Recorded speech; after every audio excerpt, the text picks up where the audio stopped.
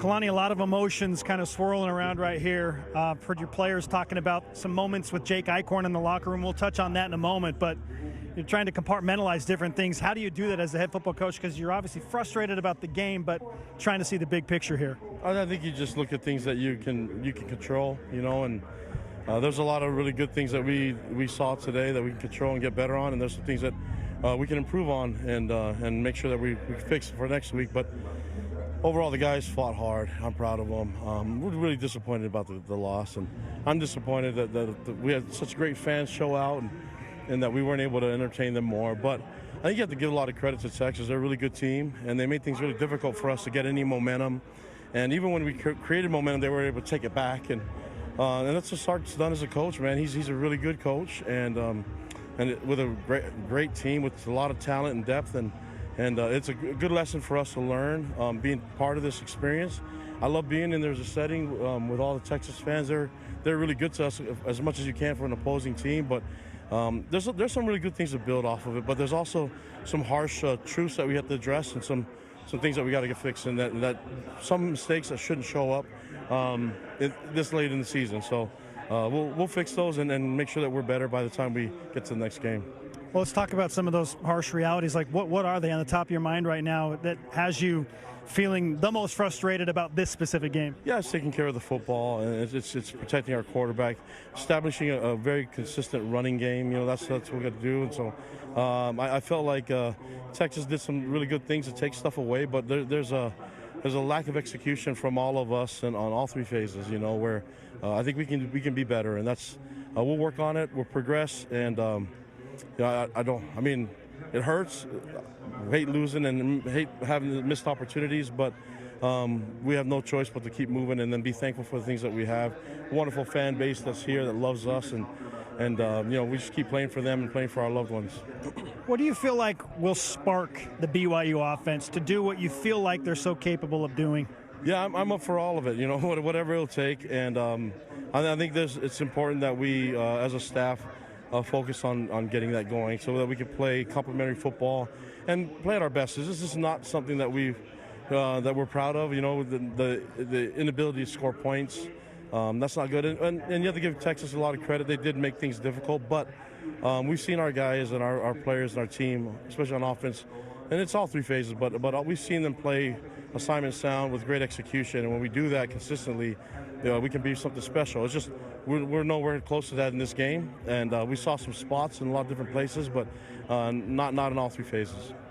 It felt like the defense made enough winning plays today. How did you see the overall performance from that side of the ball?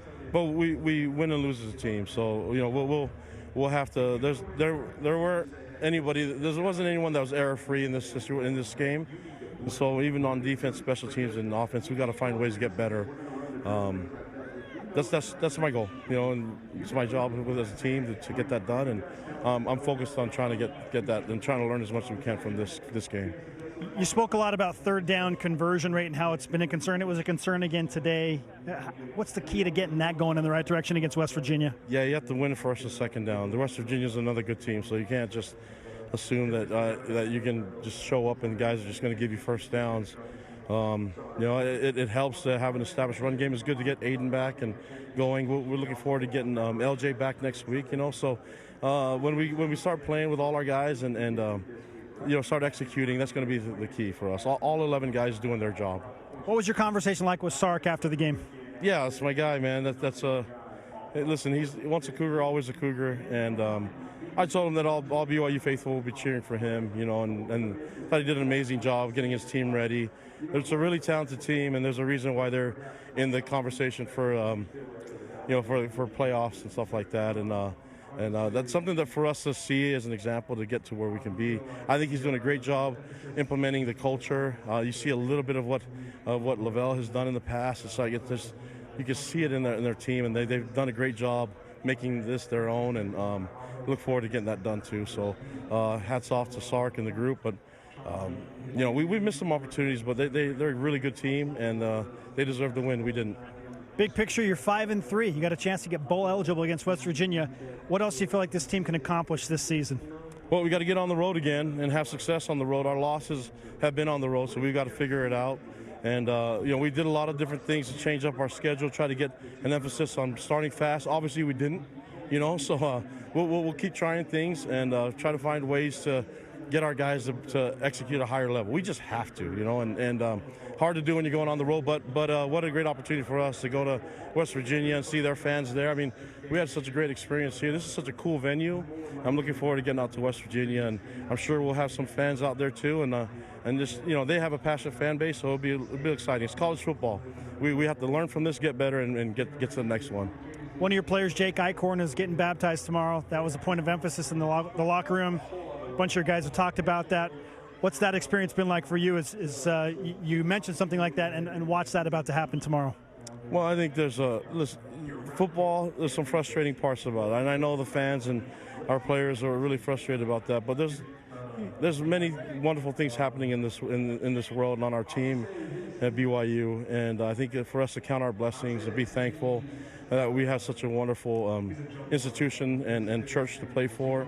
We have a great connection with each other, and we'll just keep building on that,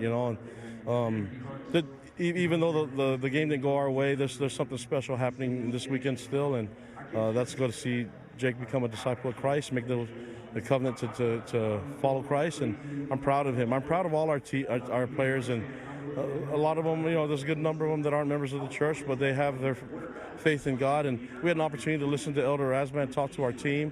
What a wonderful experience, and he addressed the players and the team, and all of them are of other faiths, and it was such an amazing experience, and so there's some really good things that happened this weekend. It just didn't happen on this field, and that's the frustrating part. I wanted it to all be one full motion of great things, and maybe next time we'll try to figure that out.